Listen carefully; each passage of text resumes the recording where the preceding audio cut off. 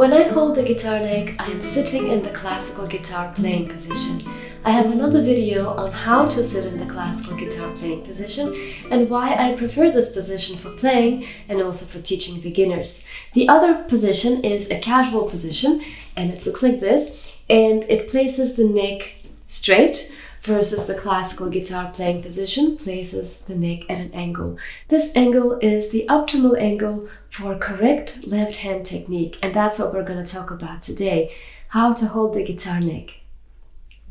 The first thing you want to do is make sure that the thumb is behind the neck and completely relaxed. It's supporting the guitar, it's not pressing into the guitar.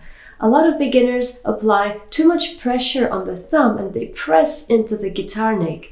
The pressure should come from the fretting, from when you're pressing the strings on the fretboard, not from the thumb. The thumb is just there for support, so it should be relaxed. The next thing we need to talk about is what kind of guitar you are holding. If you are holding an acoustic steel string or an electric, the neck of those guitars tends to be thinner, and it also gets thinner here towards the head. So if you're holding one of those guitars, it's possible that the thumb will be showing over the neck like this. Also, if you have bigger hands and you're holding a classical guitar, then we might see some of the thumb. If you're holding a classical guitar like this, then the thumb shouldn't be visible. It should be towards the middle of the neck or towards the upper part of the neck, pointing up. The direction of the thumb, where it's pointing, it's important. A lot of beginners point the thumb towards the guitar head, towards the tuning keys. That immediately takes away the gap between the palm of your hand and the guitar neck. It's a bad habit because this restricts your movement. When the thumb is pointing up, it automatically gives you a gap between the palm of your hand and the guitar neck. This gap is essential for having good technique because it gives you freedom of movement across the fretboard. As a beginner, if you're holding the guitar incorrectly, you might not notice the limitations because you're not yet using the entire fretboard. And also your wrist placement.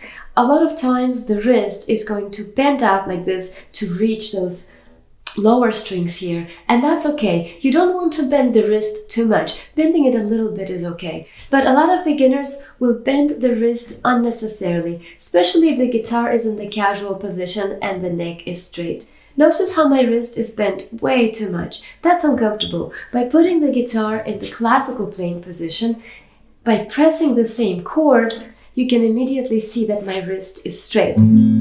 So make sure that you are holding the wrist correctly to avoid tightness and pain in the wrist.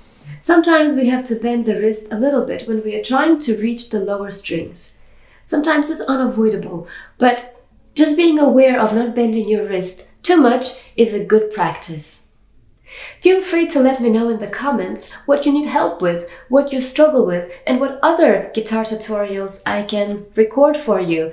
I'd love to hear what you think, I'd love to hear what you struggle with, and I'm here to help you best way I can. I'm passionate about fingerstyle guitar and I love helping beginners learn this beautiful instrument.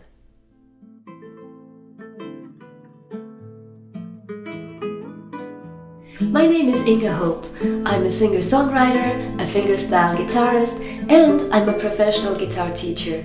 I have been teaching guitar to beginners of all levels and ages for over 10 years. I run an online guitar school called Untitled Chapter. My teachers and I, we teach Skype lessons live online. So no matter where in the world you are, if you need help playing the guitar or if you want to learn to play beautiful fingerstyle guitar, then you know where to find us. Go to gentleguitar.com and book a Skype lesson.